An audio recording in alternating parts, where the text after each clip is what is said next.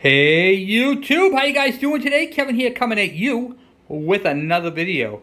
What are we looking at? We are looking at all kinds of ignition components. Today is about ignition, and we're going to cover it from start to finish.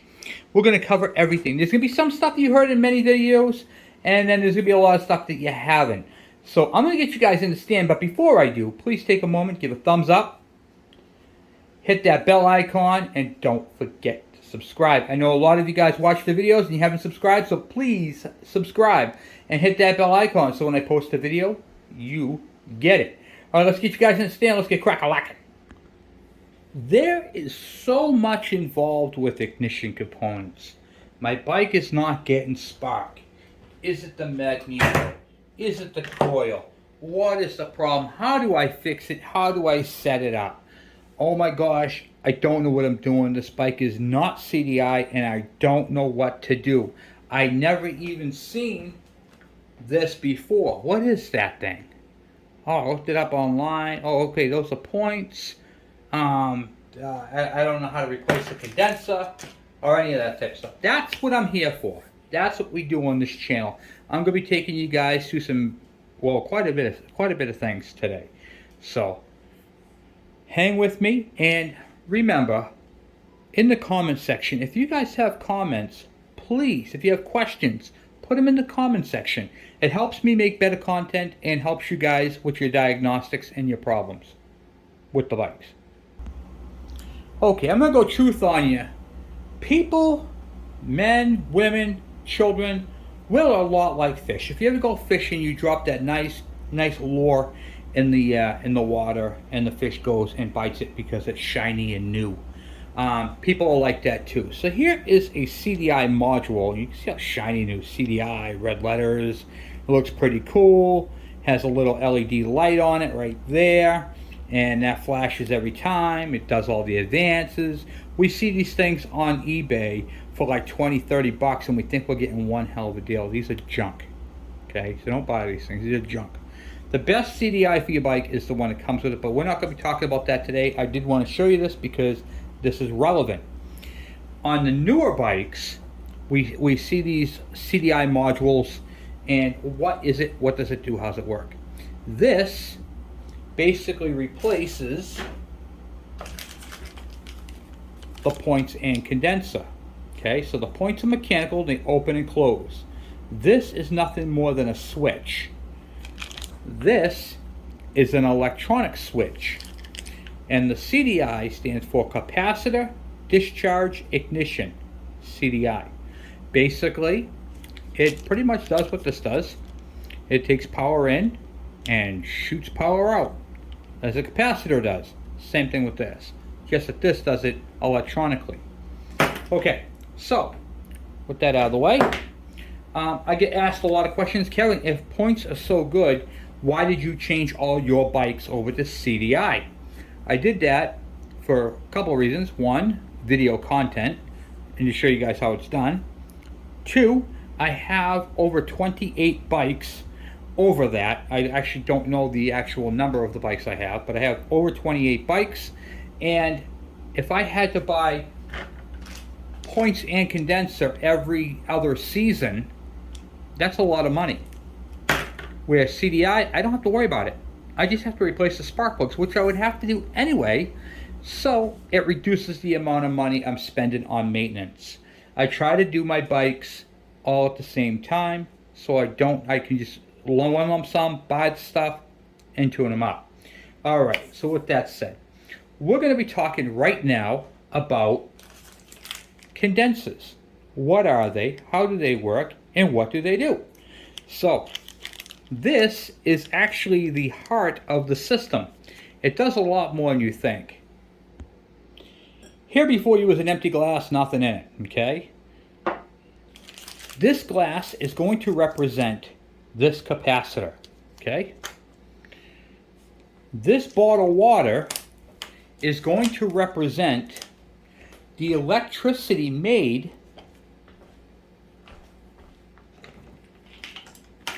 by the flywheel spinning around and making electricity on the coil. So I'll show you what coil I'm talking about. Here's a basic system right here. All right, so here is your charge coil, your capacitor or condenser, and your set of points. This is how it'll be in the bike. So this will be off to one side. And the two coils that go here are for lighting, but they're removed off this system just to show you the basics of what it looks like. So here's your electricity maker. This right here makes the electricity every time the flywheel spins around it.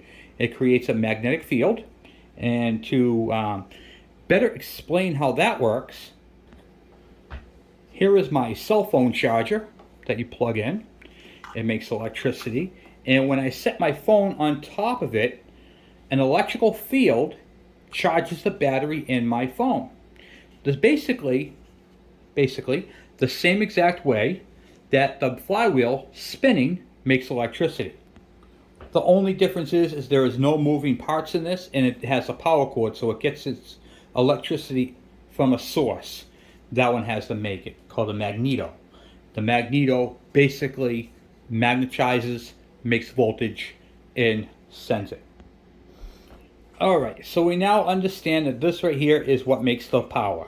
Okay, now the power, it has to go somewhere. Where does it go? It's going to go to your capacitor. So this is plugged directly into here on the soldered part. So right now, this is sending power to here. This is all happening within less than a second. But this is, water is the voltage, goes into the capacitor. Okay? Then,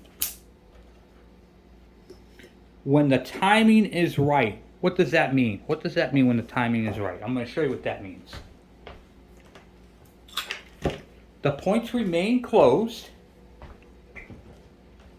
The points remain closed, okay, until the precise time. That time is determined by a flywheel. The flywheel on the top has a timing mark. See that line? All of these have it, and there's a spot on the engine where that would align. When that aligns, the points open, boom, and we're going to pretend that this glass right here represents an ignition coil. Okay, so we're going to go this one more time. The flywheel is spinning, it's creating electricity. The electricity is now filling up inside the capacitor or condenser, which is right here.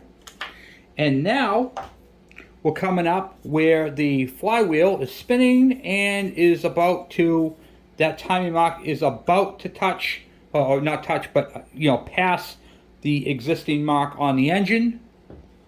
When that happens, the points open and the electricity goes from the capacitor to the coil.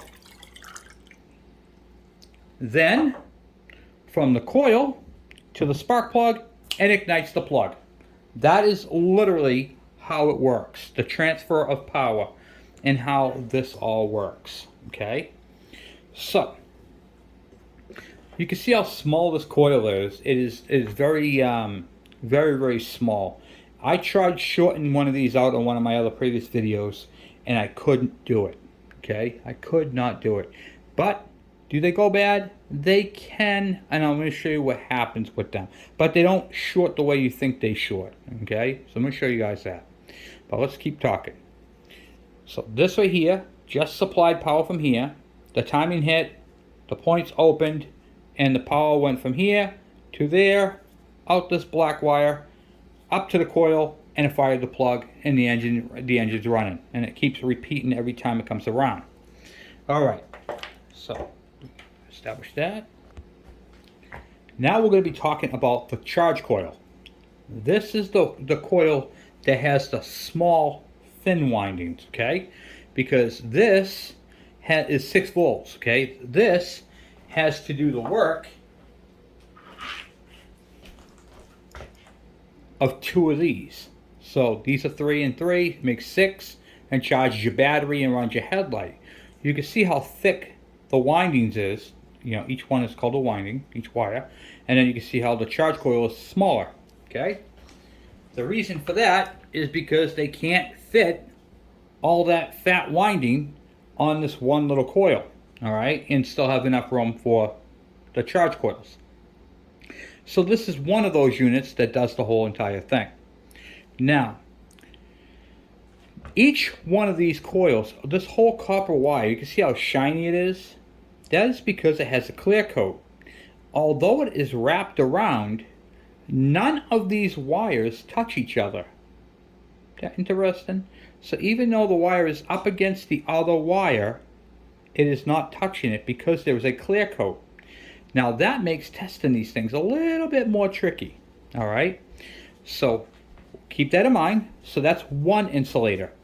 Each wire is insulated from touching the other wire. Now, you see this red, orangey type material right here? That is also an insulator.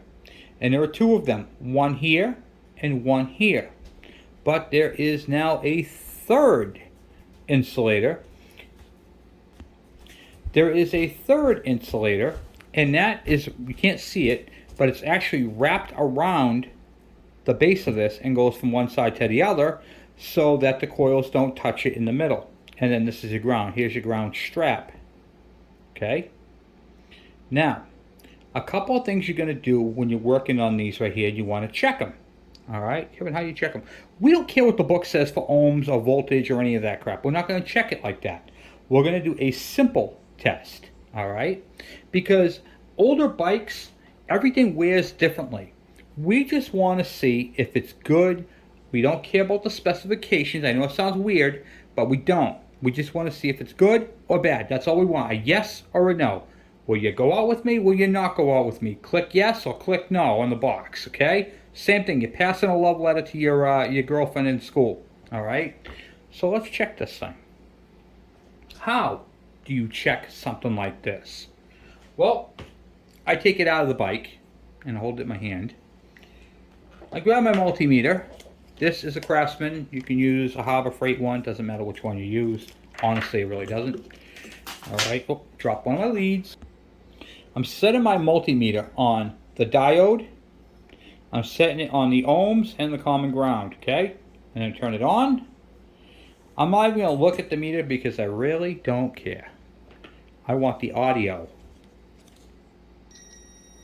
Hear that? Okay, so now the audio is working. We know that's working. Let's check this. All right, so what we're going to do, we're going to put our terminal on the ground, and then we're going to touch it to ground. Okay, I have no audio. Check it over here. We're going to touch the ground again. Ground to ground, just going to make sure. Okay, that's working. So we know that my cables are working. So it's off there. We're going to touch it. Nothing. That's good. You do not want connectivity between here and here. If you get a beep from this ground to this ground, what will happen is you have a short. It could be this insulator, it could be this insulator, or the one that goes through the center. Okay, so that's the first test. If you don't have any audio between here and here, that's good. Okay, now we're going to check and see if we have audio between here and here. Oh, no, we don't. Why? I told you why. Because this wire is insulated. So we can't get an audio reading on this until we clean off some of this, whatchamacallit there, clear coat. So what I'm going to use is a piece of sandpaper on the wire. And get rid of some of that clear coat. Okay. It'll take a few times because this clear coat's pretty thick.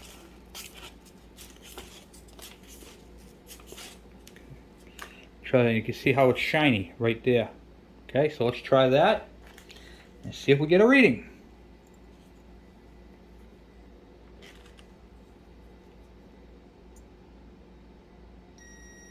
Ah, we're good. Hear that? But notice when I did it down here or anywhere else, you get just right where I cleaned it. Oh, I'm not even on it. Hold on. Yeah, I gotta clean up a little bit more, but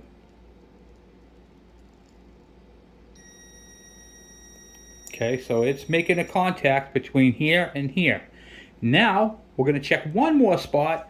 We're going to go to the ground on the core, and we're going to check it again. And it's good. That's good. Okay. All right, so we have nothing there. We're good. So this is a good charge coil. I did check the ohms. It doesn't matter. This is going to work. Okay. It is not shorted, and I have connectivity between here and here, and nothing on the ground here and here. So this is a good charge coil. Now I have someone said to me, Kevin, I need to replace my charge coil because when I was taking off the when I was trying to do my condenser, the wire was too short. Okay, so let's simulate his situation. Okay, so here's this is really long. We're just going to shut it down. Okay, oh no. Okay, so now I can't, the coil, that wire won't reach. What do? Here's what you do. You grab the coil and you simply, there's a little bit of glue right here. You unravel it from the glue and go around, and then what you're going to do is you're going to cut off what you need, and you're going to have to re-sand it because this right here will not solder to the top there because it's coated. Alright, so you have to clean your copper wire just like you do in plumbing. Alright, because if you don't do that, you're going to think you're soldering it, but you didn't solder it. So this is going to be making electricity, but it's not going to come out this wire to where it's going. Alright, so it's very important. You can unravel 1 to 2 strands, but no more than that. I wouldn't go any more than that. I would say, professionally, I would say 3 at the max. You know, if you did it like one time, change your points, you ran into that problem again, you had to take it apart, and you know it didn't solder right or whatever, you can go one more round. All right, so that's that. Then I want to show you another problem with these. Oftentimes we buy these bikes and they don't have the gasket that goes over the ignition components, and they get oxidization, corrosion, all kinds of stuff in there. I mean, debris like you read about. All right, this is the other thing you have to look out for. Here is where the ground strap goes. I don't know if you can see that all right. Let me turn the slide on here. There we go. You can see right here where the rust is from where this ground sits. Okay, so the ground sits on here like this and gets tightened down, but it's sitting on corrosion. You see, there you go, right there. See it?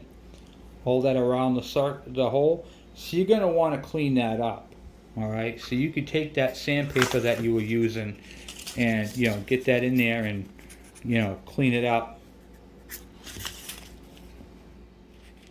Clean it up in there, and that right there will help you out.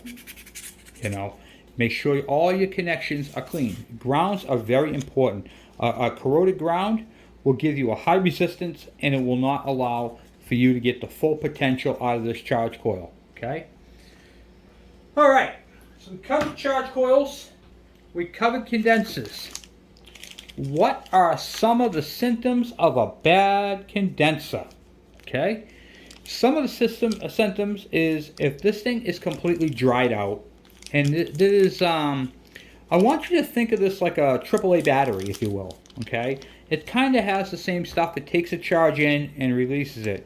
And these are measured in a measurement called microfarads. All right, so they open up fast. They charge quick and open fast. You know, they have to. So these are very important to change, and you should be replacing these, I would say, no longer than 4 years. Okay, so 3 to 4 years. I would do mine because I have so many bikes every other year. Or every 2 years. But yeah, you want to replace this thing not regularly, but I would say in a 4-year period. Okay, some of the symptoms that this right here would give you, the bike would have a hesitation. It would be, it would like sputter, it would kick, it would fart, because this is not delivering to the coil all the voltage it needs. One of the things that happened with my bike is you could literally hear the bike backfire, because by the time it released, the release of it became longer. So even after the points were opened and it was starting to, just when they were starting to close, they weren't quite closed, then it would send the spark. So the timing was off, and this way here can make you feel like your ignition timing is off. It would have hesitation. It would either backfire out the carburetor or out the exhaust. It would give your bike all kinds of stuff. And this can be very tricky. This can make you feel like you need to clean your carburetor when you really don't need to. There's nothing wrong with your carburetor at all. It could possibly be your condenser. Okay, it would give you that same type of feel that the bike is having some issues in carburation when in fact it was the ignition. And always replace your spark plug as a first. So that's very important. There, grab my light. Okay, so now we're going to move on to the points. The points ignition. The points ignition has been around for over 100 years. It is time tested. It has made businesses thousands, millions of dollars, okay? And I'll tell you why. Because back in the older days, back in the 70s and 60s and 50s and 40s and 30s and so on, all the way up to the first car, had breakerless points, okay? These are breaker points, okay? And the breaker points is really just a mechanical system. Power goes into here, and let me clean my lines real quick. Okay, breaker points have been around for, like I said, over 100 years. And they are the most misunderstood possible thing on the planet. These right here can cause a person to almost rip their hair out because they don't understand them.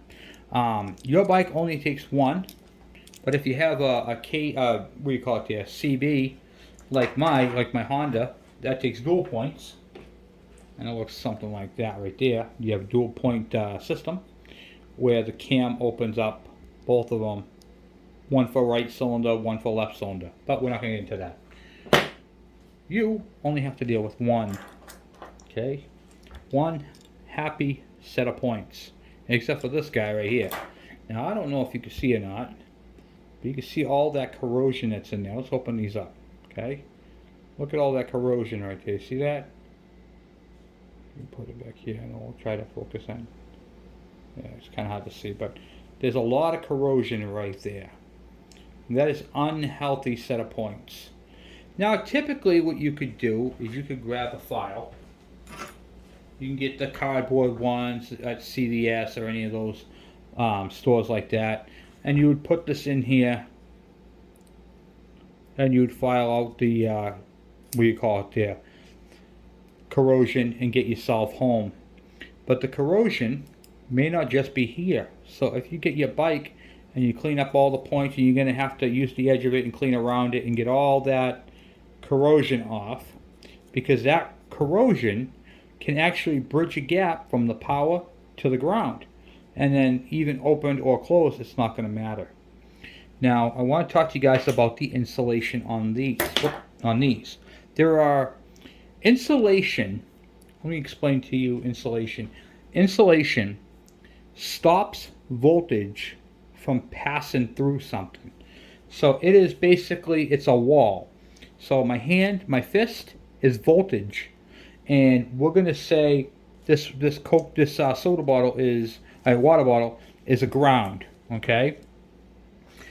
Without an insulation, the positive would go right to ground, and that right there would be a dead short. Okay. And insulation is a barrier that stops the voltage from getting to the ground, getting where it's not supposed to be. All right. With that said, corrosion is basically like taking the wall down, and then the power would hit the ground. Okay. So power could jump from the contacts to the ground with corrosion. It made that path. Voltage is going to travel in the path of least resistance. So wherever it is, it's going to travel to the fastest point to ground. Okay? It loves ground. It wants to be with ground. Well, with that said, there's a couple of places where your points are insulated. One is right around, see that brown ring around that pin? That is an insulator. If you don't use the gasket on your over your magneto and keep this dry and clean and all that, water, condensation, moisture can get between, you can see right, I don't know if you can see it or not, but if you look, yeah, perfect. If you look right here on the back side, right there, see that right there, that rust? Okay, that is where these points first failed. I can't talk today, guys. I'm sorry. Okay, so on the back side of that insulator is rust and corrosion. That can make a contact between the pin and the ground. Now, this is insulated in many different places. One, it's insulated on both sides of the nut. Actually, let's just take it apart and I'll show you. I'll show you all three insulators on the bolt.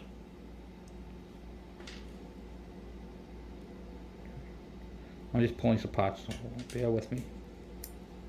Get that apart. Okay. So you can see how there's a circle right there in the middle? That is an insulator. That stops the bolt from touching this. Then you have two, there you go, nylons right there. One goes on this side and one is already on there, sandwiched in between the spring and the ground, because that spring can't hit the ground. That spring is only for the bolt, not for the ground. So the insulator goes between the spring, right here, this flat spring, and the ground.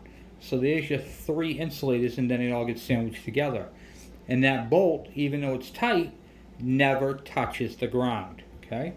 Only for the power.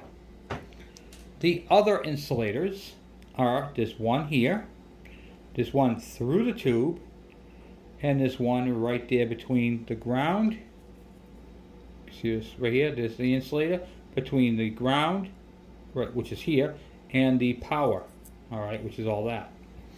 So you want to make sure that your points are kept clean and dry, and you're using the gasket over your magneto cover. Okay, it is very, very, very important to do that. All right, now that we got that all done, if your points are flat, in other words, they're not worn at an angle, they're clean, the grounds are all good, how do we check the points to see if they're any good? I'll show you. For this, I'm just going to grab a brand new set of points right out of the box. You can see how shiny and new they are. They look good, huh? Very nice. Brand new set of points. Okay. And they move nice. And the other thing too is you want to make sure your spring is not worn out. So when you do this, they should move back fairly smoothly.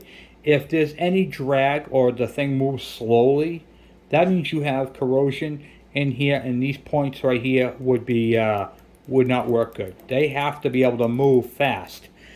With that said, if you have a tight set of points, and I've had this a few times, this can give you a hesitation, a bog, and it won't allow your bike to throttle up on the high RPM, because what happens is the points stay open too long. Okay, so you want to make sure that you change these at the same time you change your condenser or capacitor. I do mine every other year on the bikes that I have it on, just because I like the what do you call it there, the peace of mind. But typically on points you can go about 4 years, 3 to 4 years, it will be fine. All right, so how do we test these things? Okay, well, I'm going to keep my multimeter on the same setting it was on, the beep. Turn that on. We're going to check my cables. Okay, we got audio. Where is the ground on this thing? I don't know. Where's the ground? Ground. This has two grounds. One is this pin where it fits into the housing, and the other one is the bolt. So that's good enough for me. I'll put my multimeter in there. Now, with the points closed, and I touch this right here, I should have audio. Okay, we're good. Now, what I'm going to do is I can't do this all with my hand and be in the way. I'm going to show you guys what I'm going to do. I'm just going to take a piece of cardboard. I'm going to open up the points. I'm going to set the cardboard in between the contacts.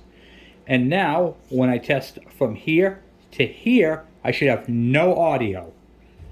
It should not beep or make any noise at all. So let's put that in like so. Like that. And look at that, nice and quiet. Okay? But the second I pull that out, now I should have audio. See how that works? Alright, and that is how you test points. I get this asked a lot. How do you test points? Can you test these in the bike? No. Why? Perfect. Good answer. Glad you asked. Because your points are connected to your charge coil and your condenser, which are going to ground. So, with that said, it's not going to work. However, if you opened up your points and put the cardboard in there and took this blue wire off, then you could. And you just have to loosen it and pop it off. It slides out. You don't take the whole bolt off. Alright? So you can test them without removing it, but you have to remove the blue wire. Now, I've been watching different people on YouTube, and a lot of people like to try to cheat the system by using a multimeter to set your points. And basically what they are suggesting you do is take your flywheel off, undo your blue wire, rotate the engine until you have an audio, okay, or a reading, and then tighten down your points and you're all set. There is a big problem with that, okay, and I'm going to show you guys what that is. This magneto has two fixed bolts. There is no timing adjustment. You can't advance or retard the timing. It is fixed. Your only timing setting is your open, your gap, okay? So, if you did that when you had no audio, alright, what basically you would have a slight gap, and what do you call it there? The points could either wear out quicker, but it doesn't matter. The problem is that the bike would be out of time. It would not be properly timed. Here's why. Because the amount of time that these points are open for is called dwell. Alright? And if I hooked up a multimeter and went to right there, and the points, you know, just when they start to open, okay, doesn't make the audio, that's going to set that point setting off. It's not going to be accurate. Alright? Or you can do it the opposite way. Listen for the audio with the wire. Yeah.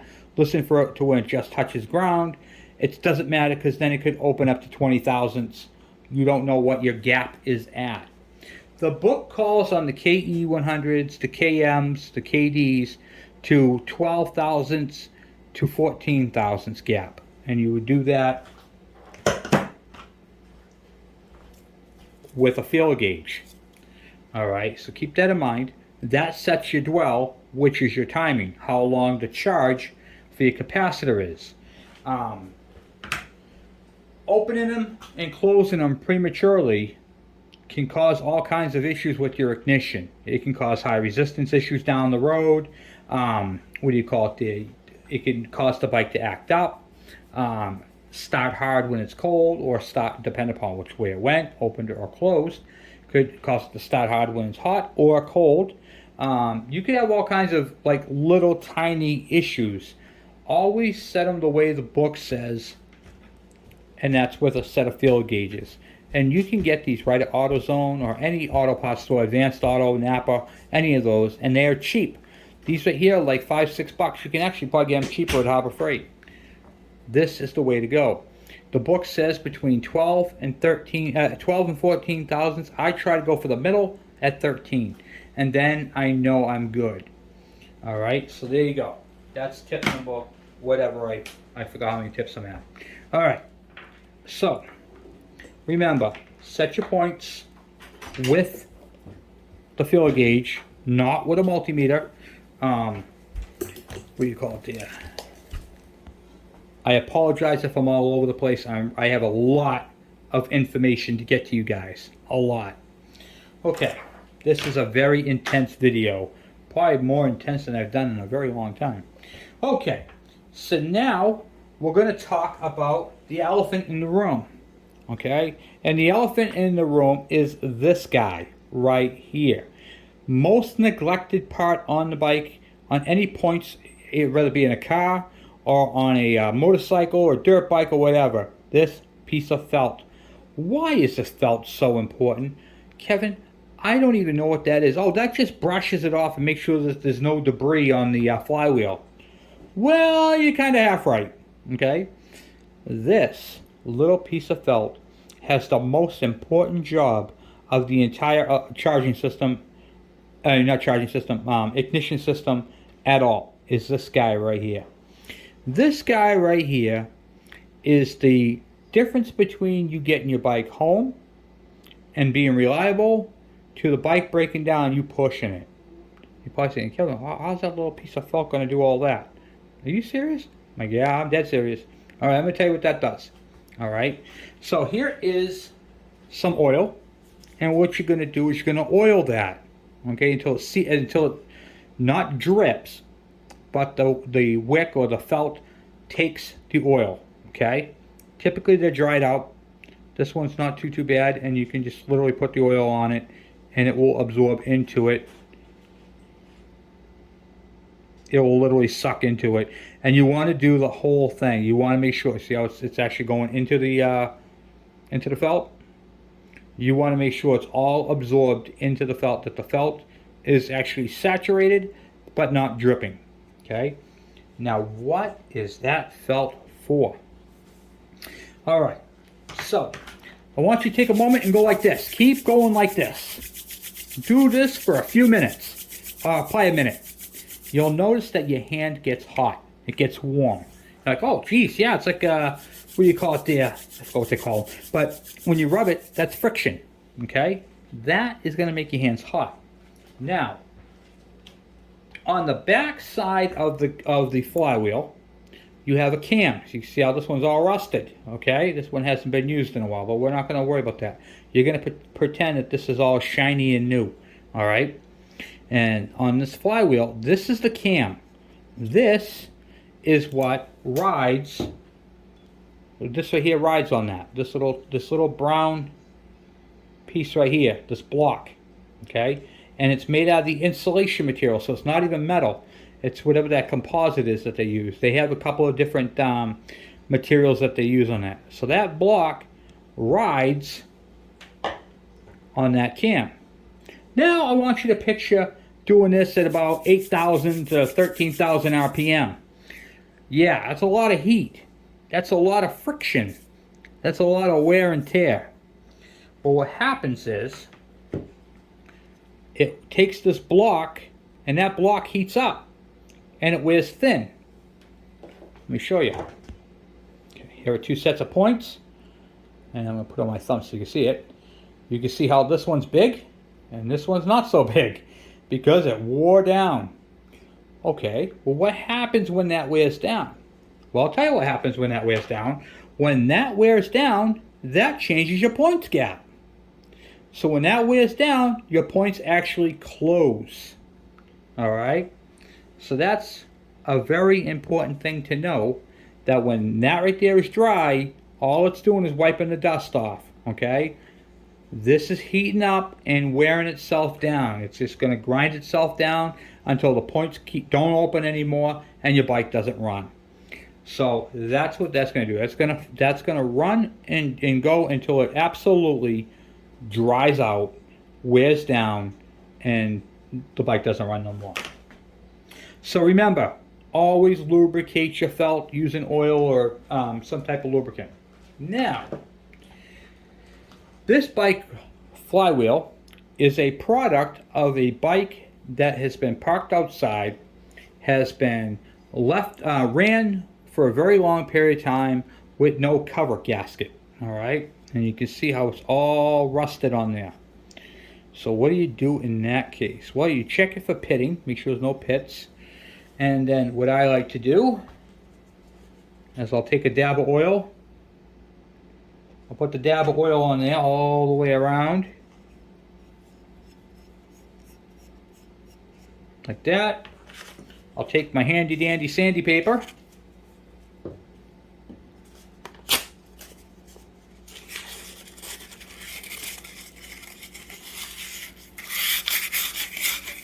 And then I'll go around it and clean it off the best I can.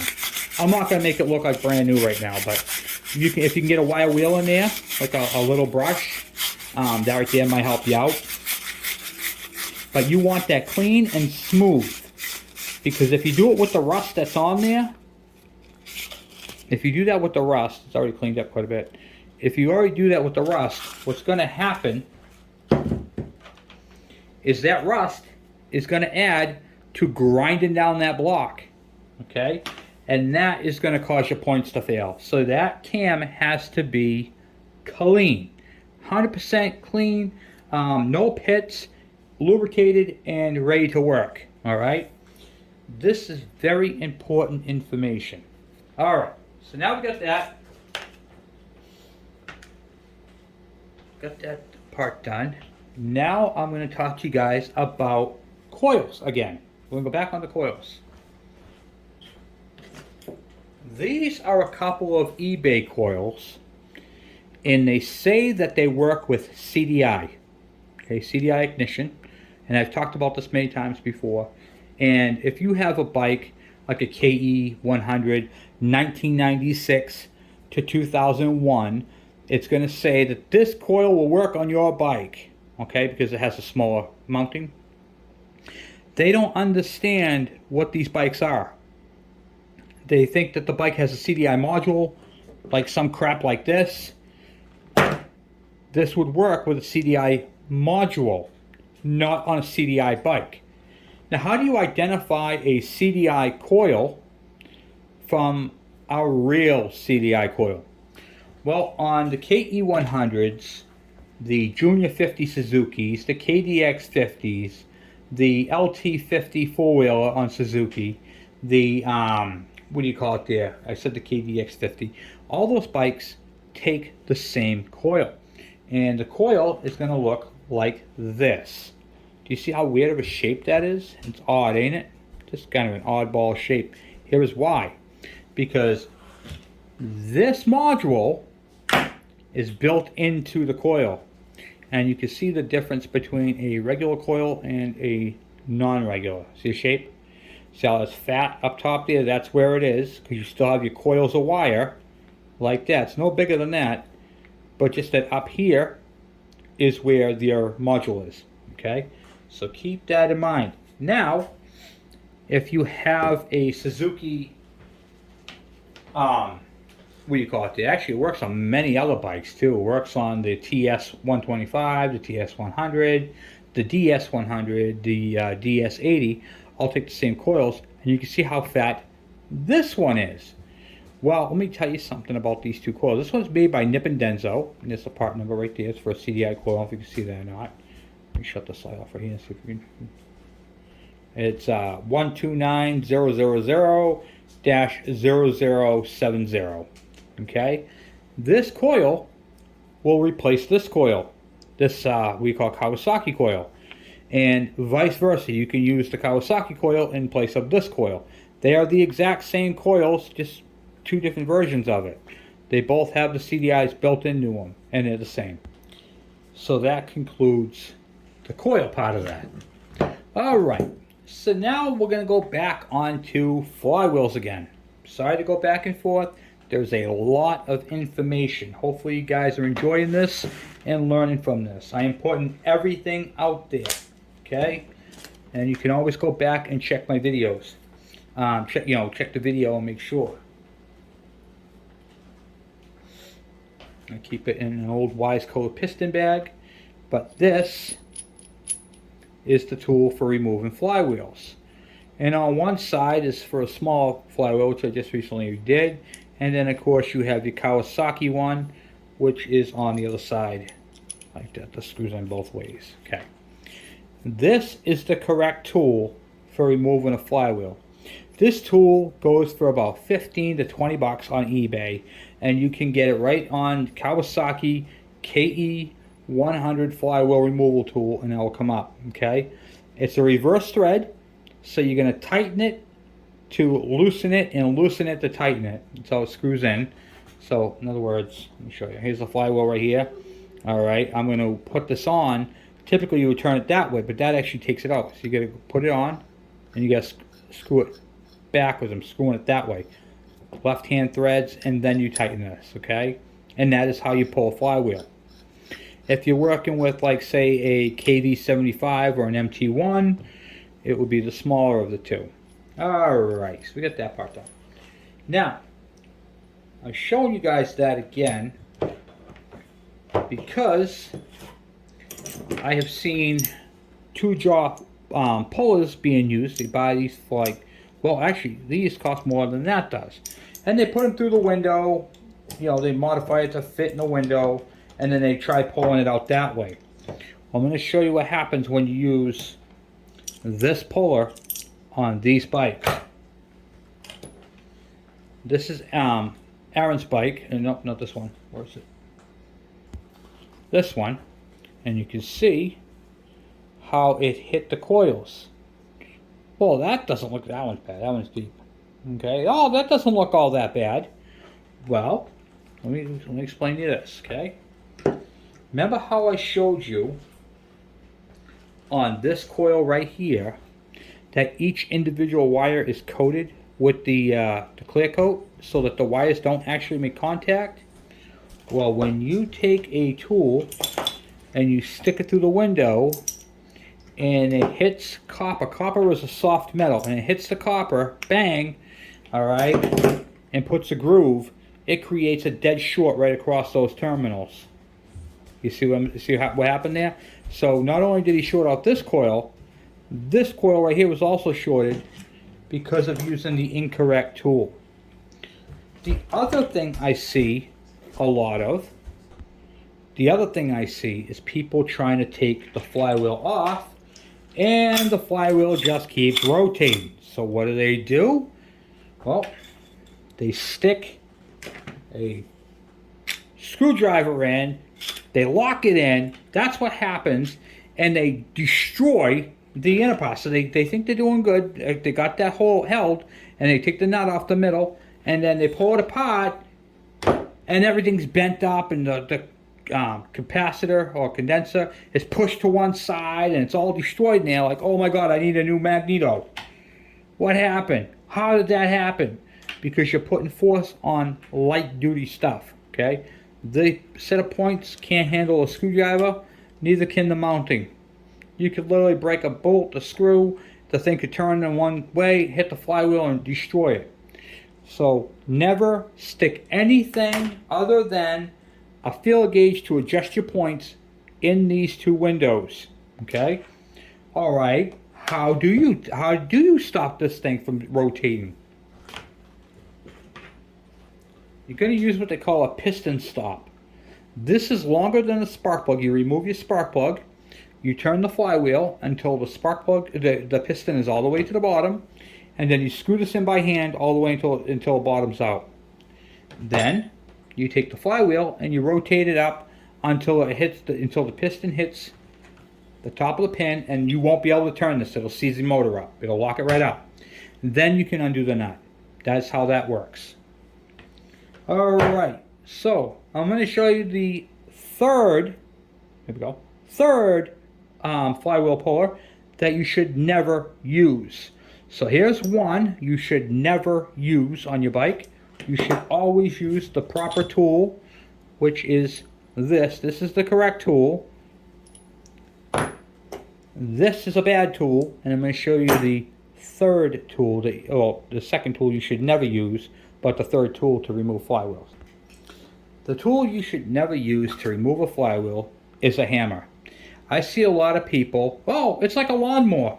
It's a tapered shaft, you tap it, and it'll come right off. Well, let me show you what happens when you tap a flywheel with the hammer. You literally break a magnet. This flywheel is now junk. Okay, this right here was broken by someone. They came over. Kevin, I don't know what happened. I tried taking my flywheel off. What happened? I'm looking at the flywheel. I'm like, oh, it doesn't look like it's been hammered. Looks pretty good. What happened? Oh, I hit it with a hammer and tried to shock it loose, like you would a lawnmower. I hit the crank to shock it loose. I held it and put. Nope, he ruined his crank and ruined the flywheel.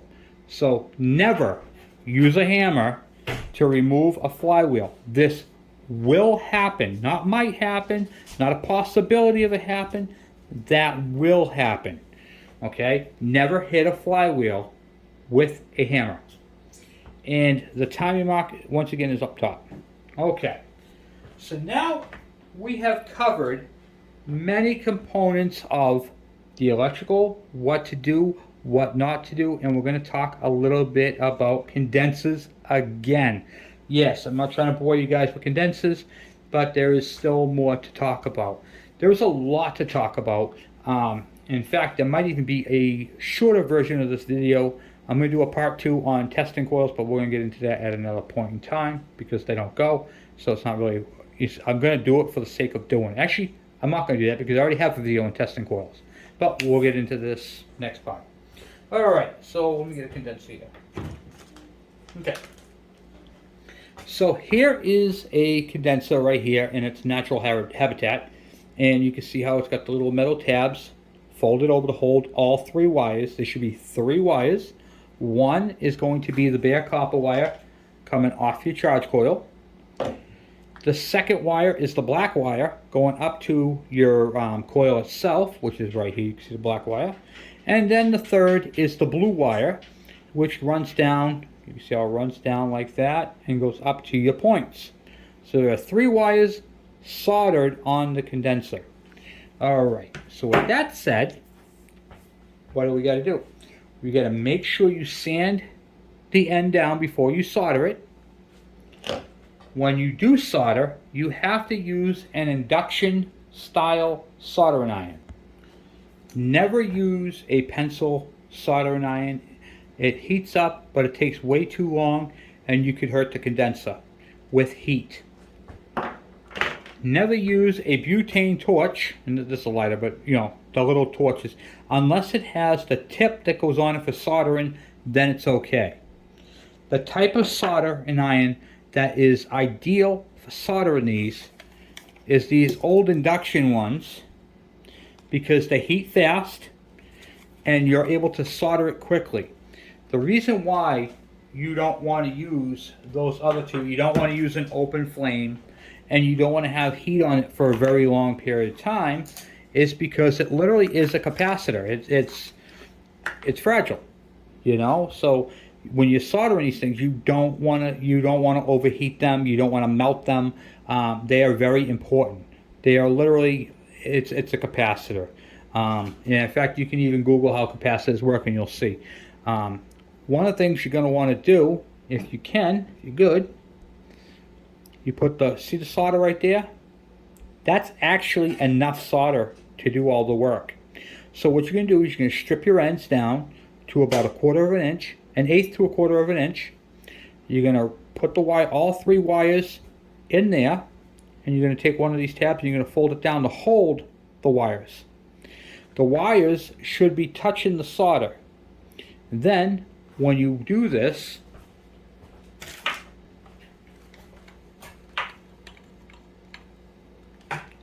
this is all going to be bolted down. So this is going to be installed before you don't solder it in your hand. Solder it when it's on. In fact, I'm going to do it on here right now. You're going to put this on like that. And with a flat blade screwdriver, you're going to push the 3 wires into the solder. And then let out. Okay? And now right there is going to allow all 3 wires to be soldered down. You don't need extra solder. But in some cases, you do. If it didn't have enough solder on it in the first place, you're going to use a flux core solder. What is that? The flux is built into it. You don't have to paste it on. It's actually built into the solder. That's what this is, flux core solder. And it makes it a lot easier. If you just solder, it'll stick right to it.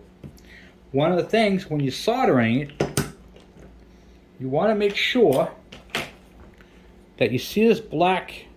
It's actually kind of squishy, which is why another reason why you don't want to use an open flame or anything like that. you want to make sure that you don't pass the black. So if you pass the black, so say you get the wires on here and pretend this is the wire, and it touches the outer case, you just grounded out the entire system. Okay? You just grounded out the whole thing. It's not going to work. You're going to have to remove that solder. So you want to make sure that your wires don't go anywhere past one of these straps, whatever strap you're not using for holding the wires. And you're going to want to make sure that when you solder it, all three wires go into the solder and they don't touch the casing. Now you're going to notice that there are two different length holders. So I'm going to put this up like this. How do you know which one goes which? Typically, the bigger one would be for the wires because it has to go over the wires. So you need a little bit more real estate. And the little one is what you would solder down. So that's the way I always do it. So if you're looking at the way the soldering goes, so you see where it positions, it bolts in. You have a long one that goes over the wires, and then which you don't have to worry about soldering, getting any solder on that one. It's this one right here. You want to make sure you get that into the solder to hold the wires down, and that takes care of that. All right. Now we're going to be talking about points and relationship to the flywheel. Yes, I have had a lot of people trying to gap points, and they just couldn't do it. They're like, Kevin, I have no idea what I'm doing wrong, and I'm going to show you what they're doing wrong first, and then I'm going to show you how to do it. You cannot take a feel gauge, stick it in the points, and go, okay, that's good, and then install this whole thing into the machine. You cannot do that because it's not adjusted. You want to make sure that when you're doing points, let me show you. You take your bolt, your screw, you crack it loose, okay, about a half turn to a quarter turn so the points can move back and forth. Do you see this little notch? Anybody ask me, what is that notch for right there? That notch is so you can put this in here and rotate the points up or down. See how it allows you to do that either way? Now, what you're going to want to do is to open points, you're going to want to turn to the right. See how it moves it down? You want to make sure that this piece right here is up against the cam. Where's the cam? Once again, it's on the back side of the flywheel. Okay? So the points, when they're installed, will be riding on the cam like that. Okay? So it's on there, riding on that cam. And then as the cam comes up, this right here is oblong. It's not round. It's actually like an egg shape, and that will push up and close down on the points. What you're doing is you want to get your two marks lined up. You go through the window. I call it the window of opportunity. And then what you're going to do is you're going to make sure that the points are touching it, and then you're going to open them up by using this. So here's the cam right here. My thumb is going to act like the cam, okay? And I'm going to rotate this forward until I get my gap. Okay, so watch. I'm going to open it like that until I get my gap. And I'm going to use a second screwdriver and tighten that up. Okay, so we're going to tighten that up. Pretend I have a second screwdriver, and there's my gap. Okay, see my gap? And then what I'm going to do is I'm going to make sure I get my gap to my 12 thousandths. And I should feel the points on both sides. There should be a little bit of drag, but it shouldn't snap down. If they snap down afterwards, they're adjusted incorrectly. So once again, you want to have the gap. If you pull this out and it snaps closed, you have gapped them incorrectly. They are not gapped. All right. They need to remain open so you can feel them. Now, one of the pain in the neck things about these flywheels is when they're installed on the bike and you get the timing mark lined up, the engine's magnetism will take the flywheel after you let go of it and turn it a little bit. So you hold it and it'll automatically turn. So what you're going to do is take a piece of cardboard and stuff it in back of it, right in the corner there. When you get the timing lock lined up, you can use the cardboard as a brake, and that will stop this from rotating. So, well guys, I think I covered everything, which I'll probably think of something else when I'm all done. But I just wanted to say thank you guys for watching. Thank you for hanging out with me. And I hope you guys learned something. There's a lot here, and there's a lot of common mistakes, a lot of common problems, and a lot of things that would really drive you nuts. Okay? Hey, that's cool. It beeped it out for me. I didn't have to worry about that. So, yeah, you want to make sure, don't rip your hair out. Just, what do you call it there? Take your time. Watch this video. Fast forward this video. Pause this video. Like and share this video. Save this video to your own, save, videos. Because there is a lot of what to do and what not to do in this video. And don't be intimidated by this system. Remember, there are 4 components. Actually, technically 5 if you count the spark plug. Charge coil, condenser, points, that goes with the points, your coil, your flywheel, and all that. There's not much to it. It's a very simple, very simplex system. And if you gap the points properly and you check them the way I showed you, you will know if you have a good standing ignition. If for some reason you suspect that the bike is, what do you call it there? It could be an ignition switch or a kill switch. You can then take your black wire off your magneto, and you can plug it directly in to your coil. And then this right here would be a complete system. Oh, I did have something else I want to talk about. Coils. Okay? I'm sorry guys, we're not going to end this video just yet. In a few minutes though. So, coils. I have a bag of coils. All these coils right here was sent to me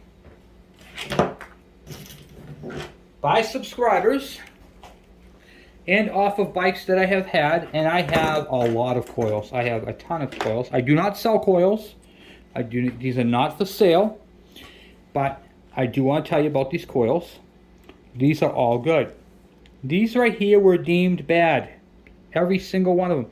My coil, I love this line. My coil is leaking brown stuff. This stuff right here is leaking. That's the epoxy used to hold this in, because these wires don't unscrew. Some coils, like these, you could twist the wires off and they'll actually unscrew. I'll show you. And then if I want to, I can put a high performance different color wire on. There's a screw actually inside there where this would screw onto them. But what they did with some of these coils is they put this epoxy stuff in there, liquid glue or whatever it is, and sometimes it leaks out. It gets warm, it melts, it runs down. There is nothing wrong with this.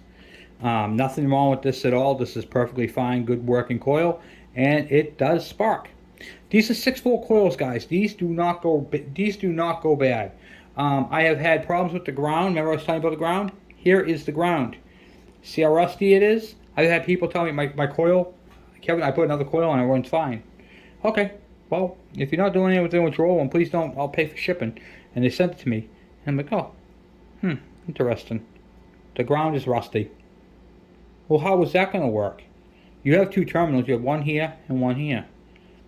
Only one wire. So this ground gets overlooked all the time. I can't tell you how many times look at it. It gets sandwiched in. It's kind of camouflaged, and you really don't know it's there. You know, I've had people, they cut wires, they strip wires, they try to adapt it with one of these stupid little coils right here from eBay, and it doesn't work right. So, because this is a 12-volt coil set up for a 12-volt CDI, it's not going to work on these bikes. So, anyway, guys, now on the video.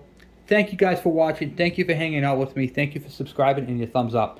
And remember, put your comments down below. Send any questions you guys may have on any of this, because, guys, I'm telling you, there is a lot of information in this video, I know, but I made a jam-packed, tight ignition video, and I promise you I will not be doing another ignition video for a while, okay, unless it's on a totally different system. This video right here covers the KE, the KM, the KD, the MC1, and pretty much all the Kawasaki rotary valve lineup. up to 100 cc's. So once again, thank you for watching. Thank you for hanging out with me. I'll talk to you guys later. I'm out.